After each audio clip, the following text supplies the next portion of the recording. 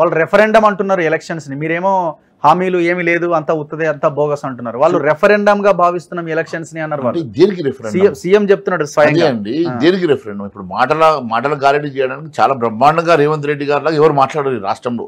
రేవంత్ రెడ్డి గారికి కేసీఆర్ గారి లాగా, కేసీఆర్ గారికి రేవంత్ రెడ్డి లాగా మాట్లాడేటువంటి ఆర్ట్ వాళ్ళకి దేవుడిచ్చిండు.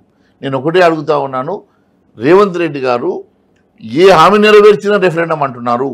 4 నెలల ఈ పాలనలో ప్రజా సంక్షేమంకి మీరు ఏం చేసినని చెప్పి రెఫరెండం అంటున్నారు. ప్రజలకు రుణమాఫీ చేసిన రెఫరెండమా? ప్రజలకు మీరు 500 రూపాయల బోనస్ ఇస్తామని చెప్పింది అది రెఫరెండం చేయలేకపోయినందుకు రెఫరెండమా? లేకుంటే మీరు యువతకి 4000 రూపాయలు నిరుద్యోగ వృద్ధి ఇస్తామని ఇవ్వలేకపోయినందుకు రెఫరెండమా? పెన్షన్ 4000 రూపాయలు చేస్తామని చేయలేకపోయినందుకు రెఫరెండమా? గృహిణులకు 2500 రూపాయలు ప్రతి గృహిణికి మీరు 2500 ఇస్తామని ఇవ్వనందుకు రెఫరెండమా? ఇండ్లు కట్టిస్తామని కనీసం దాని గురించి ఆలోచన చేయనందుకు అది రెఫరెండమా? దేనికోసం referendum? I need to ask honourable chief minister, ఇది రెఫరెండం అనాలంటే మీరు కనీసం దీంట్లో సగం చేశాను, మిగిలిన సగం చేయడానికి నాకు సమయం కావాలా?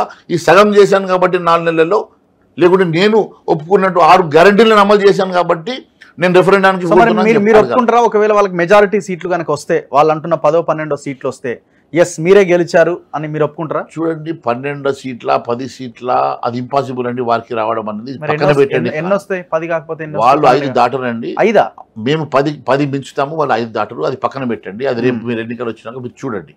నేను ఒకటే అడుగుతా ఉన్నాను, వారు రెఫరెండం అన్నారు కాబట్టి నేను రెఫరెండం దేనికి రెఫరెండం అంటే మీనింగ్ ఏంది, దేనికి రెఫరెండం అంటున్నాను.